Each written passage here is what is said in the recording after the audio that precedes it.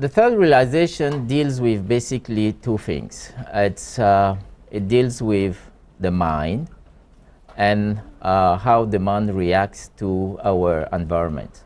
So there are three highlights of this third realization. Basically, ignorance and wisdom, morality and wrongdoing, and also desire and contentment, greed and contentment. These are the three highlights of this third realization. The third realization ties really well with the first and the second realization as well. You all remember that in the first realization we basically we saw the view of the Buddha of this world. So, and the four contemplations that dealt with this first realization was basically impermanence, emptiness, no self, and impurity. Last week we also went with the second realization, seeing that desire is the root cause of our suffering. And we made a distinction between healthy desire and unhealthy desires. So today I would like to reflect on what leads us to desire. And since desire is the root cause of our suffering, we have to start reflecting on why we have these desires. And basically we have these desires because we don't have the same view as the Buddha does. Our view of the mundane world is completely different from the Buddha's view of the world. Have you ever been to a Boxing Day trip or a shopping spree and No. looking for deals? What's that? Okay. So now I would like you to take a minute and reflect on your feelings when you got that deal, and what was your reaction? Boxing is a very immoral sport. That I know for sure. Uh-huh. Any other comment? You mean when you first get a deal? Yes. You're happy. You're happy. Okay. What happens when someone say, "Oh, I got this for a cheaper, a better deal"? It's cheap, buy more. Aha. You're unhappy. Suffering. You're not happy. Suffering. Why? Because you could get it cheaper, That's right. You're envious. And then when it's cheaper, you want more. Oh, this one is even better. I'll take that one. And then you go to another store, you see, oh, it's even better. And you regret because you bought it for more than you should have, and so on and so forth. So basically, the second realization is telling us the mind is never satisfied.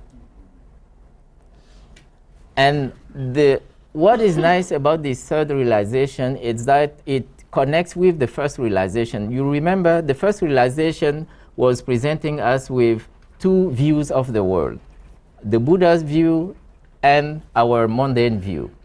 And the third realization is exactly the same in structure. It's showing us the nature of our mind versus the nature of a bodhisattva's mind.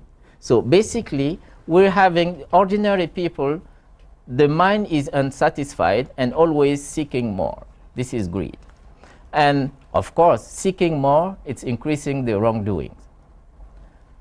In contrast, the bodhisattva mind, and by the way, bodhisattva, bodhi means awakening, and sattva is being. So a bodhisattva is a being in the process of awakening. So in that way, I would like to think of all of us as bodhisattvas in progress, right? We're here or sleeping in a way, and we're trying to awaken this potential we have in all of us. So the bodhisattva, in contrast, is satisfied always, is peaceful in poverty, uphold the way, and also wisdom is his only concern. So this links with the three highlights I was referring to: morality versus wrongdoing, ignorance versus wisdom, and also contentment versus greed. So we might start to ask, why is the mind so important in this sutra, in this stanza? You remember we had this desire and suffering cycle. This came, and John did a great job last week in tying up with the 5 aggregates, right? The 5 aggregates is basically the mind-body connection. Mind is the mental part, and body is the physical part. So if you remember well, we have this form and formless aspect. So body has to do with these 4 elements, and the mind, interestingly, is the root of all this. Okay, now, in order to have a good understanding, we have to contrast the modern way of seeing the mind, the Western philosophy in general, psychology, and the Buddhist psychology aspect. So in modern psychology, it's generally said that the mind does 3 things. And the 3 things the mind does, it knows, it feels, and it desires. So knowledge, feeling, and desires are basically the 3 aspects of what the mind does. In other words, the mind is, in its intrinsic nature, categorizing and analyzing.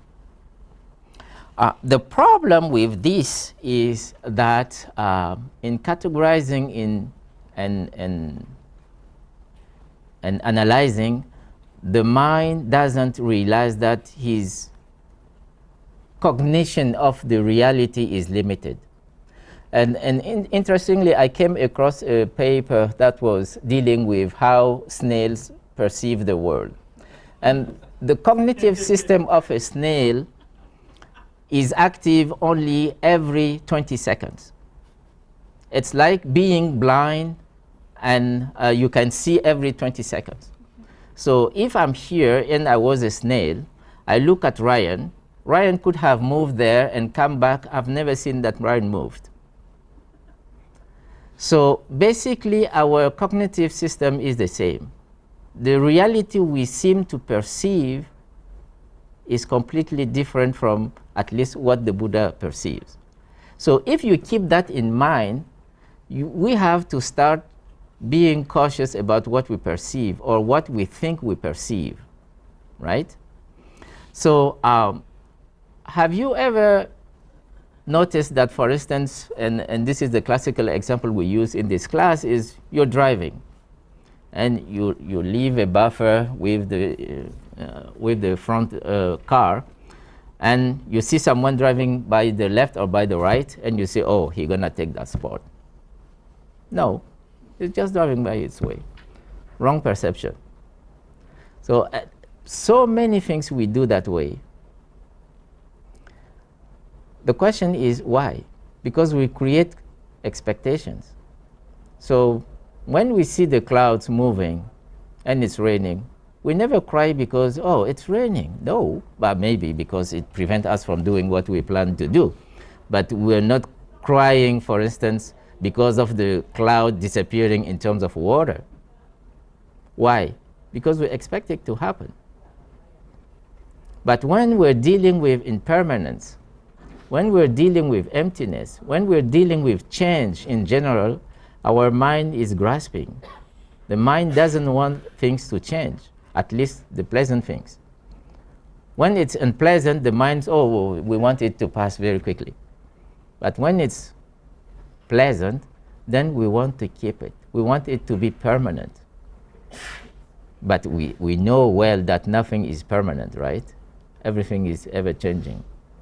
So this realization is telling us that the mind is the center of our perception, and we have to understand first how the mind works if we want to turn away from this cycle of suffering. So, how do we go with the mind understanding? Because the mind is basically working in a dualistic way. It's always hot or cold. It's always hard or soft. It's always false or wrong, true, and so on and so forth.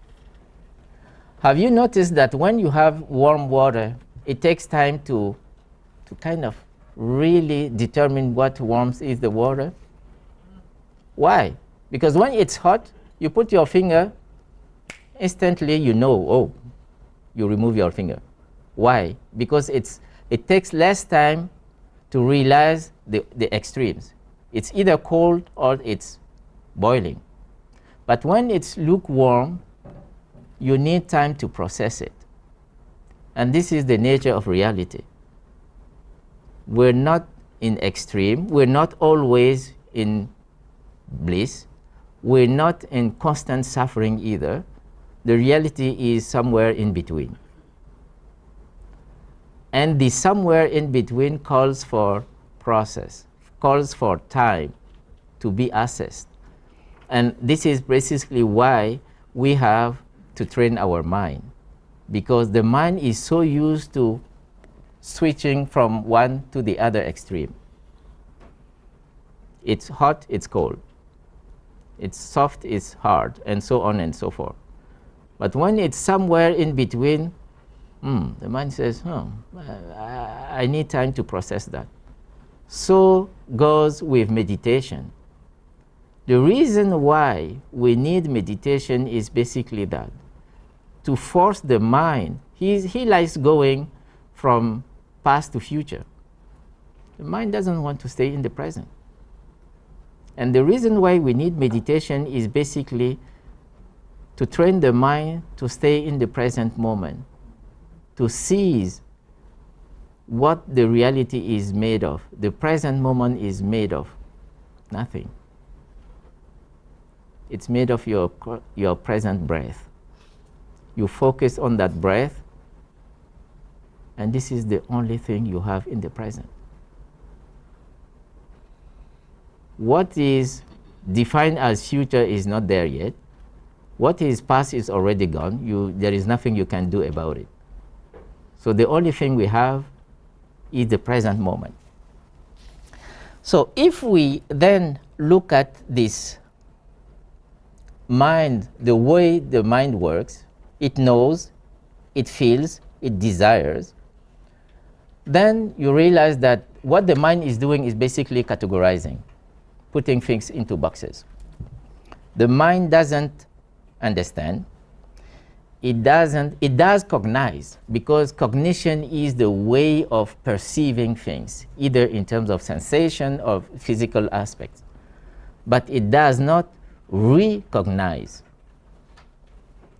Recognize means then taking a second time, taking more time to process it, to realize that our first perception might not be the ultimate one. And this is how it connects with the Bodhisattva's mind. Trains us to be satisfied, to be peaceful in poverty, and to uphold the way. Why do we say that the Bodhisattva mind is, wisdom is only concern? Basically because the Bodhi mind is an awakened mind. It's a mind who has escaped at least the obvious part of ignorance. Remember, when we discussed the second realization, we said that there is a vicious cycle between desire and suffering. And we still do that. Day after day, we suffer, and yet we desire. And we know that this desire will lead to suffering. And yet we need this desire. And then we suffer, and we go again and again. Why do we do that? Basically because of our ignorant mind. And ignorance here doesn't mean lack of knowledge. It means basically lack of inside knowledge, inside realization. It's insight. And this can be brought to us through meditation, because meditation will tell us that what we perceive, what we see as the self, is nothing but a composition of the five aggregates. And we know from the first realization that these are empty. We know from the first realization also that these are impermanent. Based on that, then, our way of dealing with the mind should be trying to train it, trying to tame. It's like a wild animal. We have to learn how to tame this mind, to make it less certain of what it perceives, to give us a second chance to say, oh, maybe this is not the ultimate view of things.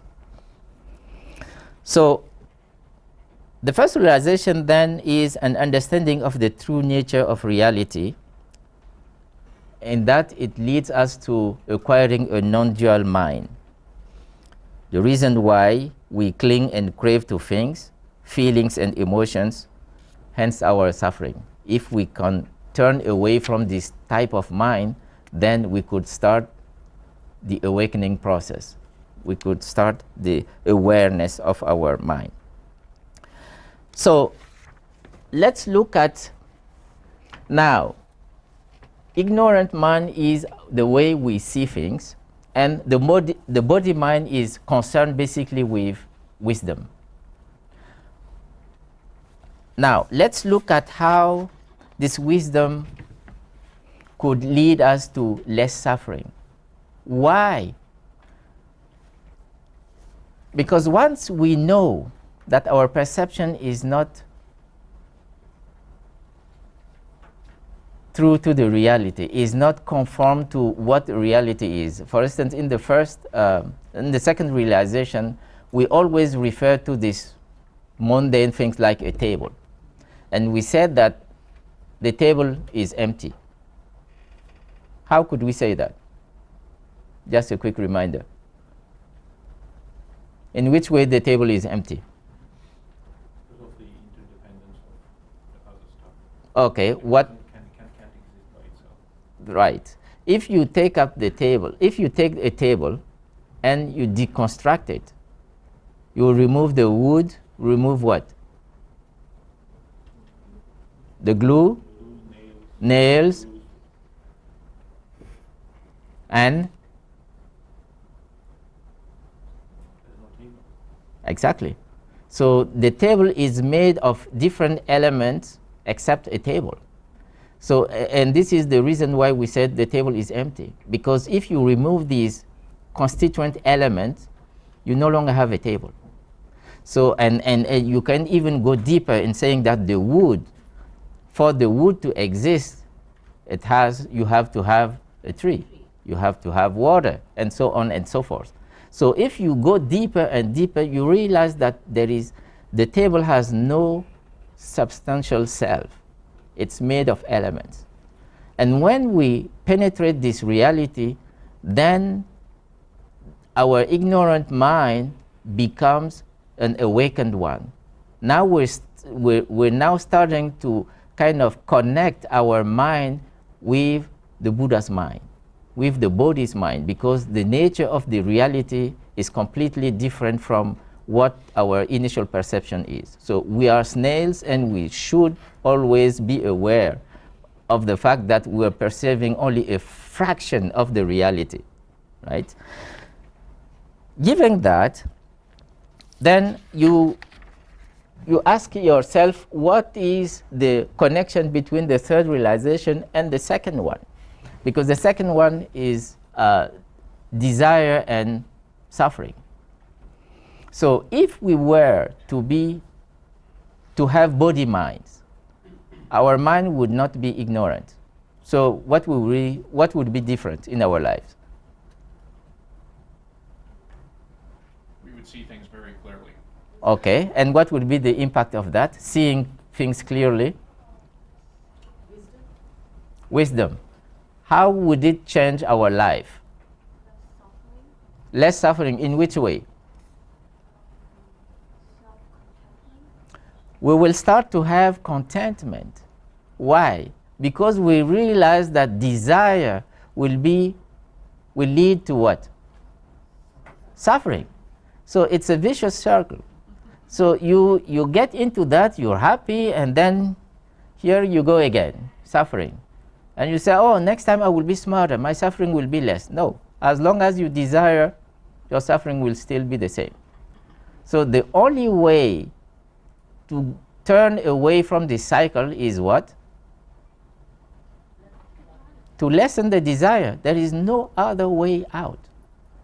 Unless you, sorry? How do you lessen Good question. How do you lessen desire? Any thought on that? Realizations 4 through 8. Tune in next week. Okay. How would you do that? Yes. Possibly realize that what you're desiring isn't as necessary as you feel like it might be. Okay. One aspect, and thank you, one aspect is in fact starting by making a distinction between your wants and needs. Of course, desire, and that's why last week we made this distinction between healthy and unhealthy desires. Healthy desires are these desires that keeps you alive, and it's normal to desire food, to desire clothes for your protection, and so on and so forth. It starts to become unhealthy once this desire leads to harming either yourself or someone else. If your desire is to the detriment of someone else, then it starts to be unhealthy. So if we start by making this distinction between wants and needs, this is a good first step to start with. And what next? Yes? So another one would be like that exercise that you did with the table, Mm-hmm. to bring it to components. So if you take a desire and bring it to go to the next level, and you may realize that it's empty. There's nothing behind it. Good. Thank you. And in fact, we are prompt to... Sorry? I disagree, actually. Oh, yeah, you disagree? Okay, good. Your point. The example with a table with any stuff and breaking it down, it's a it's a clever way of looking into things and understanding they are basically empty. Yes. And it can become even scientific. You can go down, as you said, to molecular level or even to quantum physics level. Yeah. With the desire is not a thing. It is something which we don't even know what it is. It's something unknown. It's very difficult to break it into elements. We can understand it like the mind has 5 aggregates, but they are the actions of the mind. They're not parts of the mind, like parts of the table. So that's why, for me personally, it's a challenging task. Oh, interesting. I have... Yeah. Look at it from the viewpoint. This is the way, good point. But when we look at the table, we're looking at conditions, right? So desire is also conditions. There's the connection there. So if I desire something that's obsessive or more than just needs versus wants, and it becomes obsessive, then I have to look at the conditions I'm going to create, like the conditions that are necessary for the table, the conditions I'm going to create with the desire. The examples I used last week was desiring so much, and then I hide it. I lie to my husband or to myself. Many women will go out and buy so many clothes, and they still have the price tags, but they hide their purchases. So that creates conditions financially, but also creates conditions in a marriage. So the same type of thing, that's the way I view the desires, the conditions, because that's what's going to cause unwholesomeness and harm and suffering. A little different take to get that.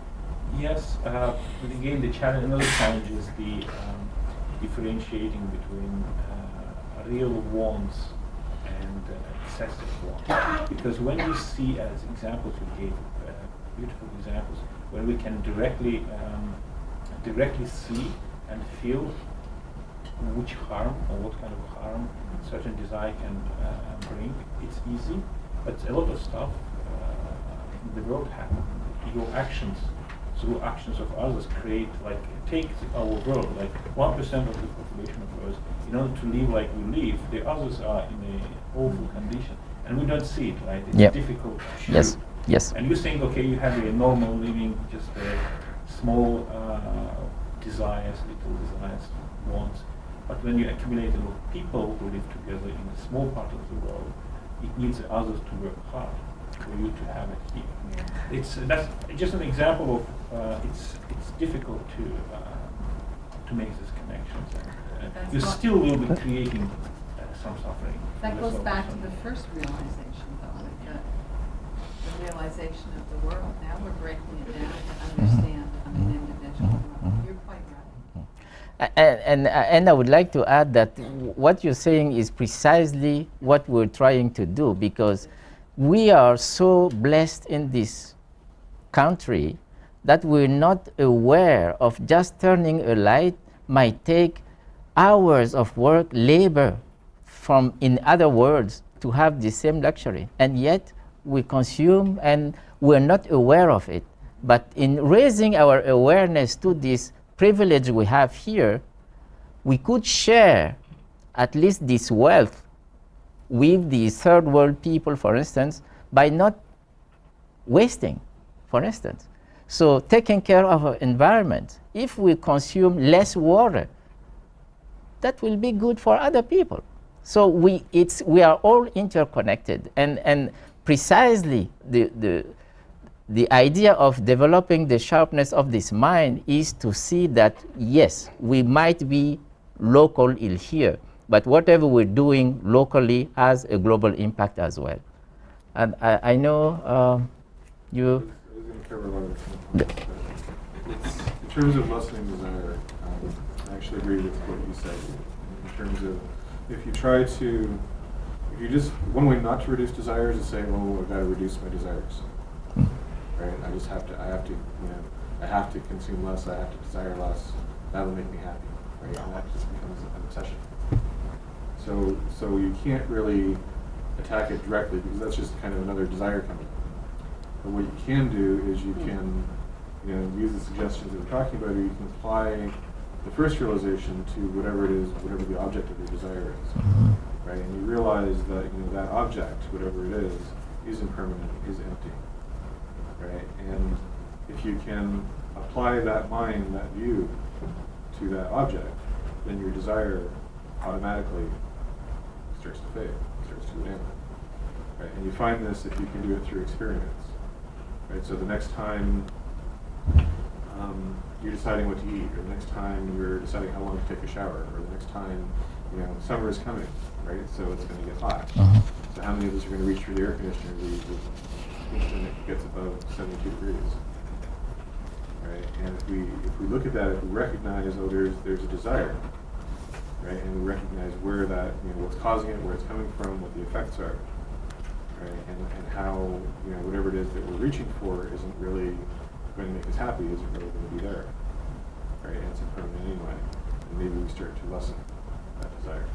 Just to go on what Jan was saying, when we have desires, they don't just come out of nowhere, right? They're just like the table. Table is easy to understand because it's physical, right? Desire is less easy to understand because the causes and conditions that go into making that desire are mental, right? But they still have component parts. They still have,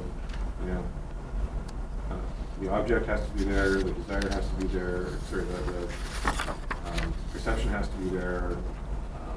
The feelings that you generate when your consciousness interacts with that object have to be there. Right? If you take any of those away, then there's no desire. Right? If you take the object away, you can't perceive the object, there's no desire. Right? If you don't have any feeling when you perceive the object, then there's no desire. Right? If you just look at it and there's no, you don't have any positive or negative reaction to it, then you don't care, there's no desire. Right? So these are things that come into play, and they're all dependent on each other. They all arise dependent on each other through positive. So really, in the same way that you're breaking down the table, you're breaking down the desire. That's right. Its component parts as well. That's right. So remember in the 5 aggregates, Yeah. right? When we talk about the 5 aggregates, 4 of those are mental. Right? Only 1 is form. Right? Form we understand easily because it's easy to see how those component parts break apart. Right? And how there's nothing there. But the same thing, same exact thing applies to all the other aggregates. Right? To our perception, to our feelings, to our volition, to our consciousness. Right? They're just collections, codependent arising collections of things themselves. Yes. There's something physical, tangible existence from those things. So changing one of those components would really get rid of some of the desire you have towards the object. Like changing the way you perceive that, and the way you feel about it. Exactly. Yeah. In changing, and actually, it ties well with the fact that Registered. you. Thank you. Yeah, it ties well with the form has its life on its own because we need to breathe, we need to feed our body and things like that. The mind has also its own life. The life of our mind is made of thoughts. It's made of feelings, sensations, and all these things. That these are formless elements, but nonetheless, they are there.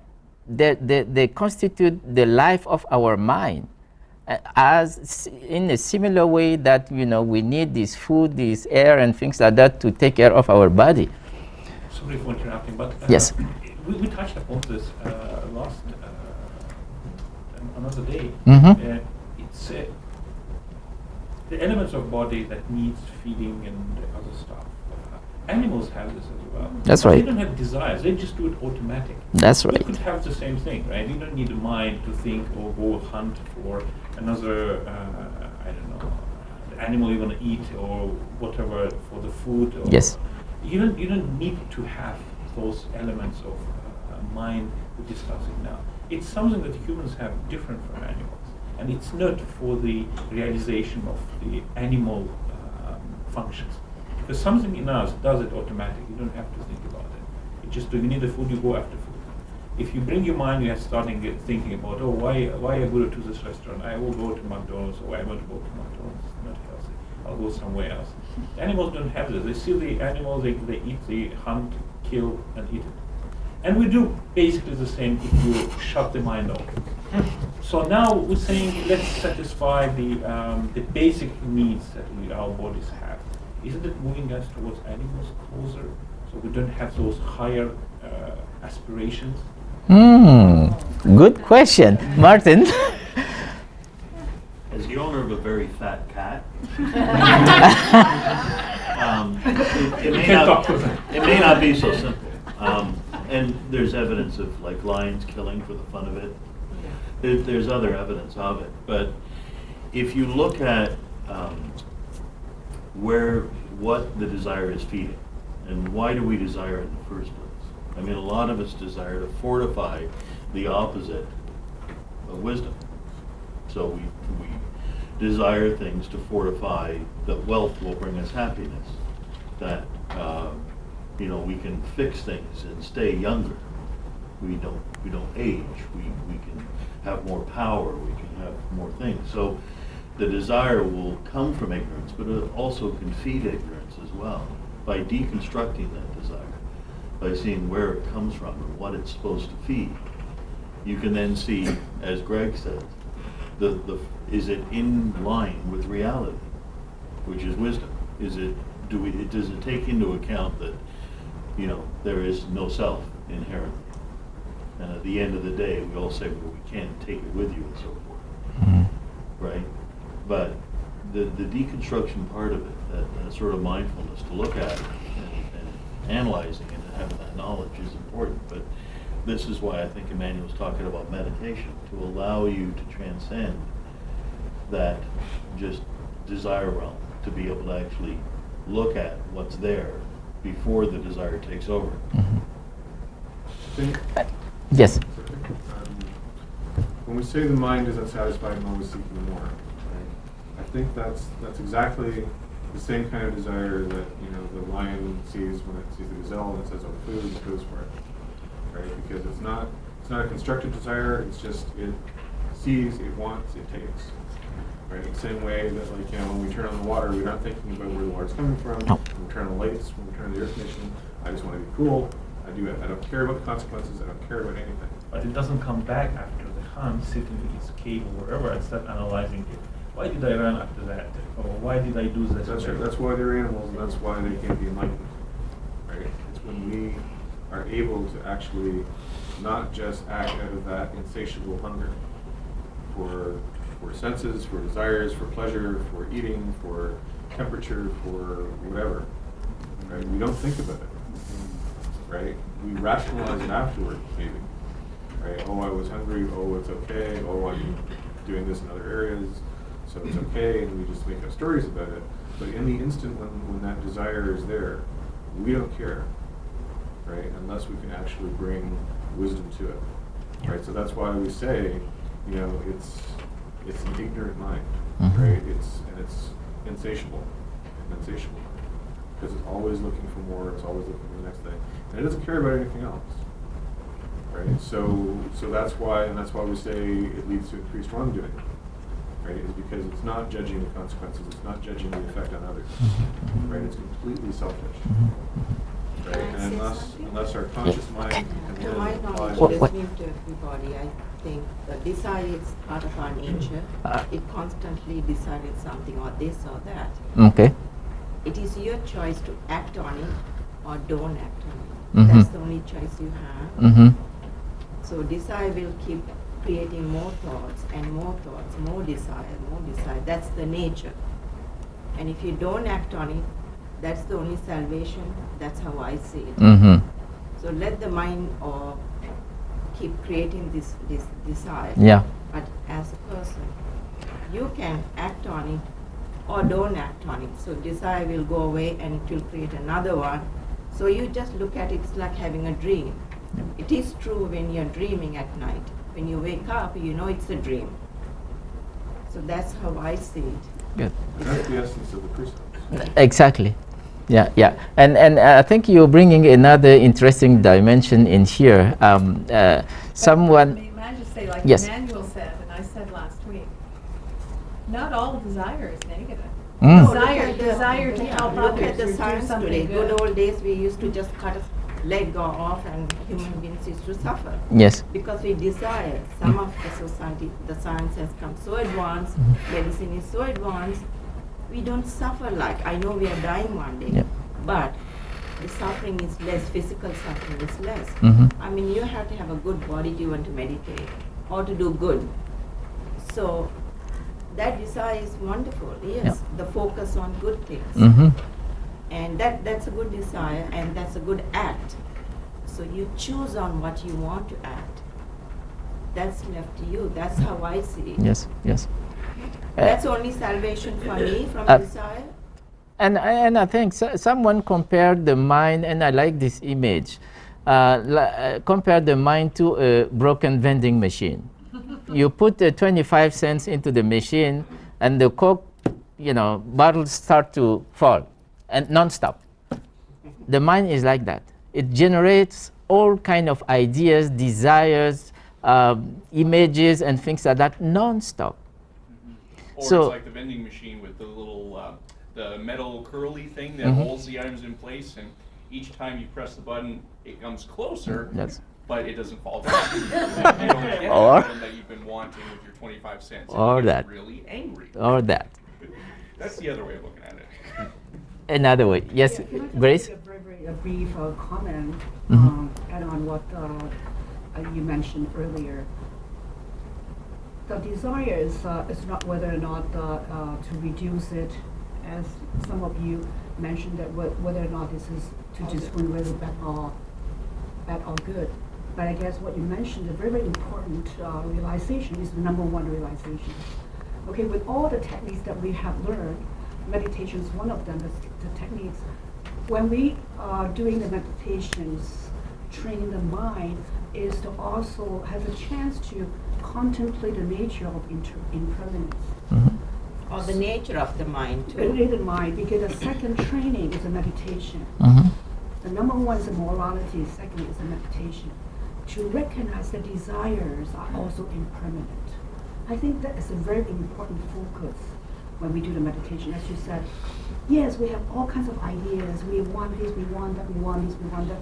But if we understand the teaching, understand and pulling all the helps that the Buddhist teaching has to offer, then we can use these techniques to see that, okay, this desire really looking at me is nagging at me. But I would use this technique to say that, okay, I calm my mind, and this desire will also pass. I do not have to act on it. And something where else Yes, will I do come. not have to go right away to go out to buy something. I know that will pass because I get this experience from my meditation, because all these pleasant feelings or the unpleasant feelings that I experience during the meditation, they would pass. Because they are not permanent. It's easy said and done because the nature of the mind Yes, create. that's the reason It will why. constantly create. You will have this battle until you die. That's how I see it. But at least once you realize it. So number one realization There's is a that- limit of it. If you never realize, you will never achieve anything in this life. So at least you realize some of it. It's a struggle. It's not easy. It's a struggle. This is the reason why precisely I think there is good news. Because when you start training your mind, it's like, let's say you're not physically fit and you have to run a marathon. You cannot do it overnight, right? You have to start with 1K, 2Ks, and so on and so forth. But if you're persistent, no doubt, you will make the 42Ks. Oh, yeah. I mean, if not, we're wasting our time here. We. That's right. Sure. Yes, Vic. Question, I had to jump here. Yes. I like the examples when you said, and which is, I think, read in the book or in the handout, comparing a mind to a wild animal, and the better you train, the better you operate. That's right. And also, we recognize mind as being weak, kind of jumping to desire after desire, going into the circles. That's So right. It's an interesting concept of mind. But we say, basically, there is the external world and there is a mind. I believe I read somewhere, maybe in another sutra, which says the mind is as a mirror which reflects, but reflects its own way. There is some aspects of the Western philosophy which I was learning before, which tells about the perception, and without perception, the external world really doesn't matter. Yeah. Maybe doesn't even exist. So it comes like the mind creates its own suffering for itself, its own images for itself, and going through the circle. Now, question is, it's possible to train, and we discuss it because otherwise, what we do here. Yep. Question: you can train it. Who is that you? Who is that you who's going to train the mind? Is it the mind self-trained? Is it the mind training itself? It is the mind itself. Or is it someone searching. else who's going to say, okay, you know what, mind, I'm going to train you. I'm going to make you more, bearable or whatever. So, is there any ideas about who that you is who's training the mind? Or maybe my question is wrong. Oh, no, it's a profound question. Martin, yes? This is where the term original mind comes in, our Buddha nature. We are not seeking a deeper complexity in the mind. We're seeking the nature of the mind. It's like anger. Yeah, and we're going back and forth there. Is the object to express anger or to repress anger?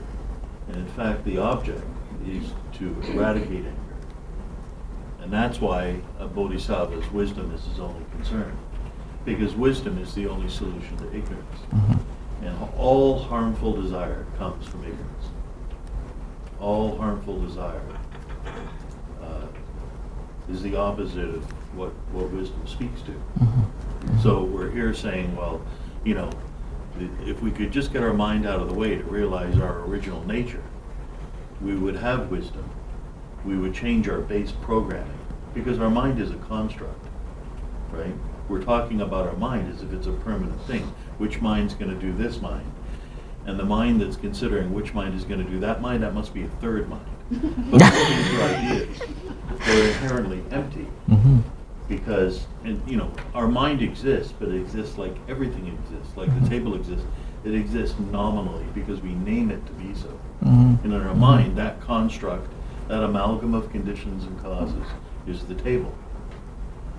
And when the Bodhisattva sees that, he sees that desire is an amalgam of an imposition of ignorance on the world, that we're the center of the universe. So we deserve to get everything we want all the time, which is the desire is endless. So when we remove the mind from it, and through penetration, through insight, through meditation, see our nature manifest, then the desire does not find a footprint. That's right. There is another question over there. Yes? Try to answer that question. Mm-hmm. In modern psychology, there is this theory about the modules of the mind, and it talks about that we have different modules, and they are interconnected, and it according to our circumstances, is the one that takes is stronger, and in that moment it takes the decision to do this or not. For instance, if you want to be on a diet, one part of the brain says, oh, I want to eat that cake. The other one says, no, because I don't fit in my pants. So there's a battle always in our mind. However, it talks also about that there's like a main module that is the one who really is able to decide if we allow this model to work. Okay, so it's going to be always a battle, and it's always be different ideas in our mind according to these models. This also brings another question, which is okay. Which is next to it. When we have that battle, this example, or the ideas of whether I do this or don't do this, it brings another idea, which is what is a standard? What is it? Standard. So based on which standard we make a decision that this is good or this is bad? What is the, or call it golden rule, which is somehow sits in the somewhere? I'm afraid not close mine. Okay. You always refer to it. It's like a beacon, and you say, if it, in accordance with that beacon, I'm going to do this. Okay, I'm weak. I can't. I'm still doing it, but I know it's not in accordance with that golden standard, whatever it is. So where is it? Where is the ideas of good and bad coming? So what is good and what is bad? We know that what is good, right? It's not a question about an understanding. Harming another person is bad. So we're not arguing about whether it is good, but why it's decided that it's bad. And who decided, and how we train our mind if you do something, or if you desire something which is bad, so step from it back. Like, this is my original question. Who's that you? I usually say that apply it to yourself. If you like the result, it's most likely good. If you don't like it, it's most likely bad. So if you do anything that may harm yourself or the other person, I think we could kind of nominally say it's bad. If on the contrary it doesn't, then it's potentially good. But bear in mind that these categorizations, once again, is from our perception, from our kind of social definition of what good and bad is, right? And it's important, once again, that as long as we will be reflecting using our diluted mind, there will always be a weakness in the reasoning. And this is why wisdom kicks in. This is when wisdom kicks in. It's to be able to go through the transcendental knowledge of realizing, analyzing things, to go to the realization that it goes beyond analysis. It goes beyond, and this is why what we call the Buddha's mind. We can deconstruct it, but yet we know that this table is an object. It exists. I can touch it. So it's kind of tricky in a way, as long as we will be trapped into this body. And it's also, it's bad and it's good. And this is why I really love the middle way, because it's neither in either extreme or the other. It's somewhere in between. And this table is still an object, but we still can conceive it as a wavelength of all kind of particles, right? But as long as we will be trapped into this mind, we will still have this categorization, this polarity between the hard and soft, and so on and so forth. So the way to transcend that would be, in my mind, to go these wisdom ways, to try to look at how the Buddha views the world, and look at in terms of impermanence, look at things in terms of emptiness, and so on and so forth. That will bring us to the realization. And also, this is, to me, one of the reasons why it's a blessing to be in this human realm. You made your reference to the difference between animals and us. These animals, basically, they have basically the same instinct, the same needs, the same desires, but they do not have this ability to reflect on their desires. They do not have this ability to have insight from their experiences. Do they happy then? Well, depending on how you define happiness, in fact. Yeah. Yes. Oh, question here? Okay. I just have a comment about knowing what's good and what's bad.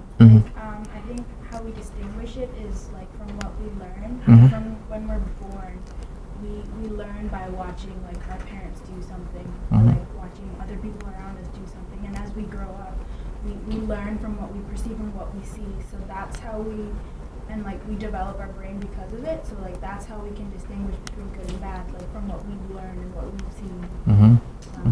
So if we, I don't know, picking up a piece of garbage off the floor, right? We learned how to do that because we saw somebody else doing that, and then that's how we know in our mind if that's good and not bad. Because once you've seen it, you start to realize, oh, it's a good thing. That's how you distinguish. Good point. Thank you. And yes, gentlemen. On your option, how to choose good and bad. Depend on your knowledge or smart or not smart. Sometimes the story the one girl that do a lot of bad things, but the girl cannot judge his father is a bad guy. He's my father, I cannot judge he's a bad guy. It depends on you what angle you look at the bad and good, and the option you want to think of bad thing depends on you. Do you smart enough, enough knowledge, enough system, you do a good thing. Do you not enough and do a bad thing? Yourself, absolutely.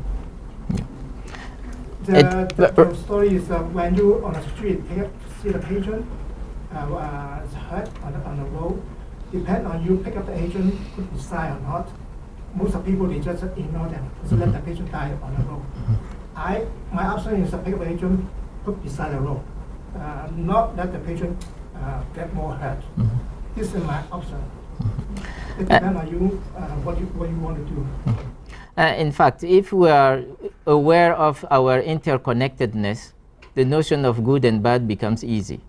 Because whatever you could do to someone and you think that you're doing it unto yourself, I think it becomes easy to make this distinction between good and bad.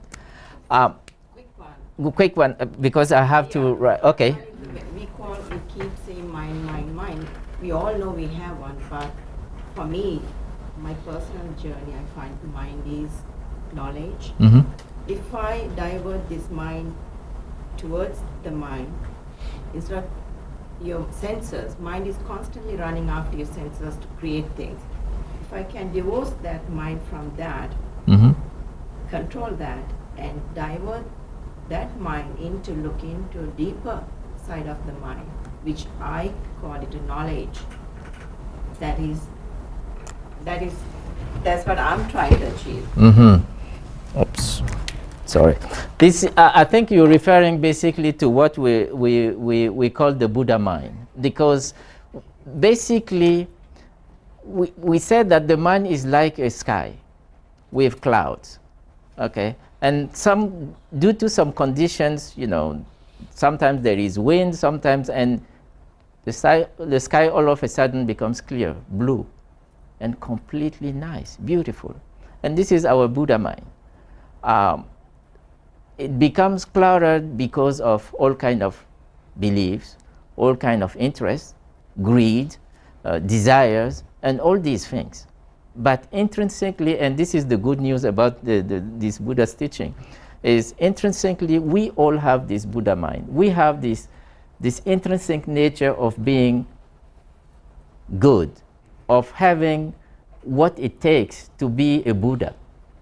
But because we're trapped into this body, we're trapped into this impermanence, emptiness, we need to protect our self, the body, and also the ego, the non-form aspect. And this is the source of the suffering. So it's really a vicious circle. And the only way to get, as I said, to go out of this circle is this way, through meditation. If you don't have this insight approach of your life experience, you may still progress along the way, but you will soon or later hit a wall, because the only way to transcend that is to look at yourself as really a blue sky, and that everything coming is just clouds. There will be passing. They will be impermanent. And that's why we said we have to lessen desire. Doesn't mean that to suppress desire.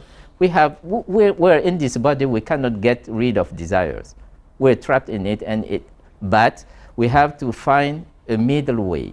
We have to not to manage to refrain from clinging, to attaching to this desire, because this attachment is the source of our suffering. Once we really are able to refrain from attaching, from clinging, we will see that our suffering will lessen. So, yes? The thing that I would disagree with what you said, so you talked about like turning away from the senses and focusing more on the mind, on knowledge. And I think what you're confusing maybe is that, yeah, we have to, we can turn away from the five senses, but we actually talked about six senses in Buddhism. We actually have to turn away from all six. The mind. And then Daniel's talking about the blue sky, you're talking about the sixth one, which is the mind. Yeah. Right? Yeah. Because the mind attaches to not necessarily sensory objects, but to mind objects. And we turn away from those. Yeah. Thank you. So now we've already gone beyond our regular time. So if there is no more question, I would like to split into small groups. I see the gentleman over there. Yes? Yes. So if desire creates suffering and you don't have any desires, let's say we all don't have any desires, right? So what's the point of living? I mean, that's a great question. We humans, we create something, right? We create houses just to improve our living. Good. So if we don't have any desires, we won't have any of these things around us. Good. And we still live in the jungle or wherever. So is that a good desire that we have all this stuff that we create? Is that a good desire to have a good technology and education and all this stuff?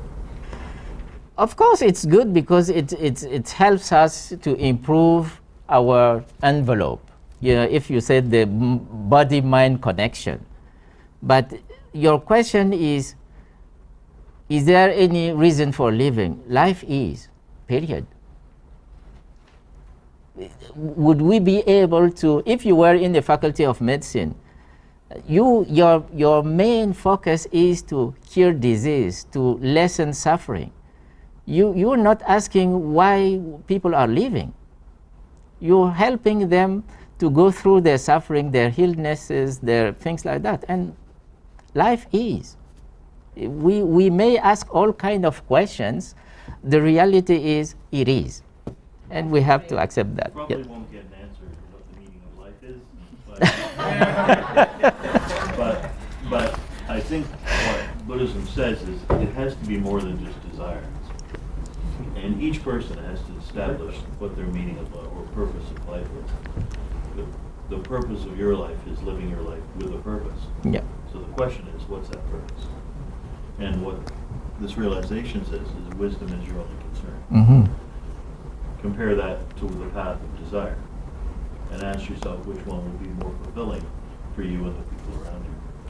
What you get a taste of eventually is if you start to lessen desires, it comes as such a relief, right? Because when you start to realize how oppressive desires are and how prevalent they are in your lives and how much they control what we do, you just get a taste of lessening that, and it's just like a weight being lifted. And enlightenment is like completely having that lifted and having it lifted forever. So when the Buddha was enlightened, he didn't say, okay, well, no point living anymore, I'm done, I can kill myself. What happens is, it's not that once that desire is gone, what disappears is the suffering, not the will to live, not life itself. Mm-hmm.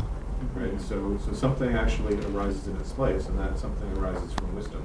Mm-hmm. And it has to do with compassion, it has to do with what the Buddha did afterwards, which was try to save all other beings. Mm-hmm.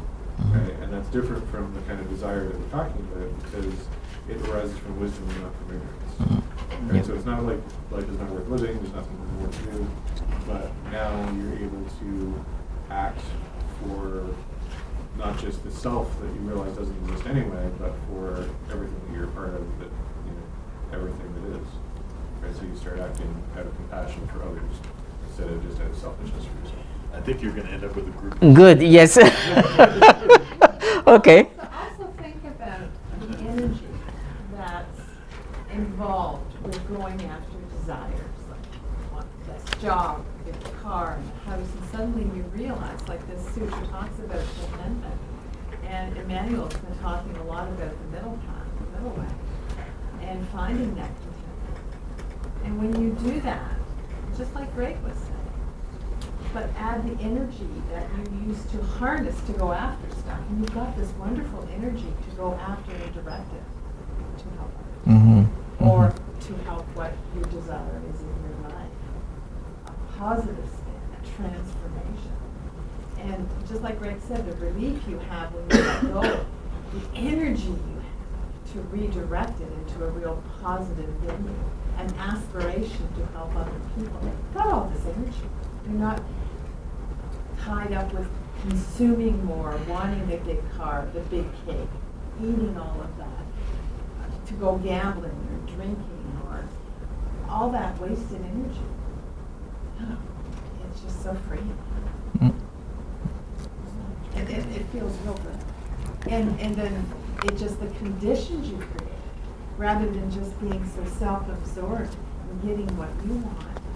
This energy to redirect it and the conditions you're creating for everybody else that comes into contact with you. Wow.